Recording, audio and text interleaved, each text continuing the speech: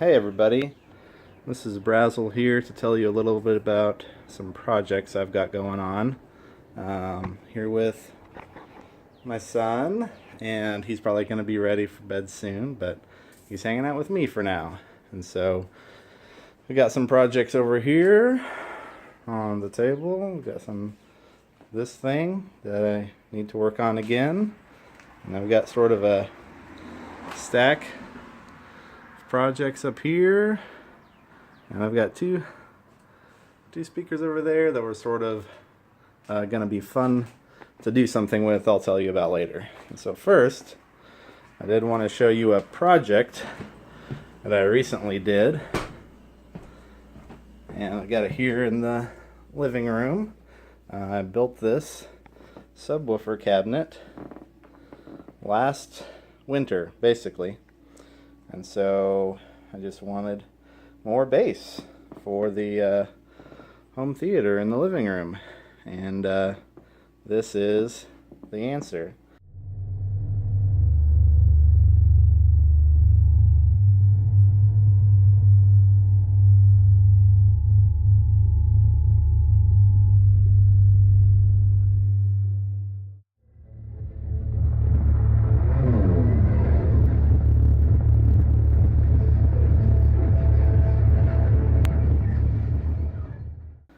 It's got an Ultimax 18-inch driver and two PA 380s, 15-inch drivers in three separate enclosures, but all in one cabinet. And so maybe I'll post another video later about some photos. I didn't take any video of building that, but I've got some photos of that. And so now we'll go back out to the garage. This is where my son sits, and that way he can participate and watch Dad while I work. My current project is this Kenwood 4-channel receiver. It's a nice little receiver. I've had it powering several different large tower speakers before. Just going to close the garage door real quick. And it's supposed to be, let's see, what does it say? I looked it up one time. It might be like 100 watts times 2, something like that. But it just has a lot of power, and it's been loud enough for most of the speakers that I've used, and it's fun to have as a just a practice receiver amplifier when I'm working on other speakers. And so the last time I powered it up about 6 months ago, there was just no sound, and I couldn't figure out what was wrong with it immediately, and so I just put it on a shelf and didn't worry about it. Let's see if you can get the, it's not going to focus very well right there. So anyway, it's a KVR A70R by Kenwood. And so that's what I'm working on. I found some capacitors, 3 that I think are bad. If you look right there, you can almost see a little bulge on the top, and the other one that I took out already was even worse. So I took those out and ordered some new capacitors from DigiKey, and they are on their way. Should be here tomorrow. And then over here, I've got this woofer. It's a Klipsch 6-inch woofer, maybe 7-inch. I'm not entirely sure. And that came out of one of these bookshelf speakers. It's a Klipsch RB-25. It's about 10 years old. It's nothing special, but they're kind of nice speakers. And I've had Klipsch speakers like these before, and I liked the way they sounded. And so, man, this focus is kind of having trouble. I bought these and 3 other speakers, 5 speakers total, for $5. And then I got home, not $5, $20 total, $5 a piece. And I got home, and they would make sound, but there was something wrong, so I started taking them apart, and the woofers looked funny. They've got kind of a funny crease in the surround, and they didn't push in very evenly. And so if I can get down here, I'll show you that the basket is broken off. It's a plastic basket.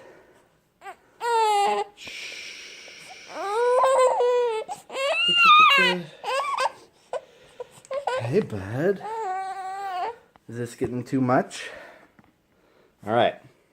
Okay, so here's a better angle, and I've got two hands now.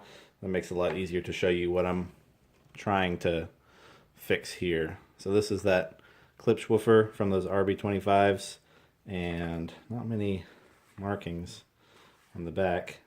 Just a pretty simple woofer, but if you can tell in the picture, that basket is made out of plastic, and there's the problem right there. And so all four of these points have just broken off on both of the woofers, this one and the one in the other bookshelf speaker that I haven't taken out yet. So that's one project. I think I'm going to start with JB Weld, just see how that works.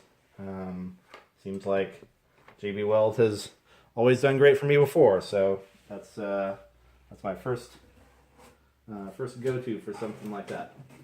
And then another project I want to do is not really defined yet, but I bought 6 of these 6.5-inch woofers on Parts Express for like $6 a piece. And so probably one of the cheapest woofers you can buy in this size. There's really nothing to them. Pretty simple. They're probably only rated at 30 watts or so. But I've got a few projects and ideas that I have in mind for those. So I have 6 of those. One idea I have is to make a tapped horn subwoofer just to see what it'll do. So I built that other subwoofer box, and it's got big woofers obviously, but I kind of want to do a really small subwoofer with a tapped horn configuration with one of these and just build that for fun. And so that's kind of where this amp comes in, having a receiver and amplifier to drive a speaker that I'm playing with makes things a lot easier. Another idea is for one of my center speakers. I kind of want to build a multiple entry horn, and so I could use 2 of these.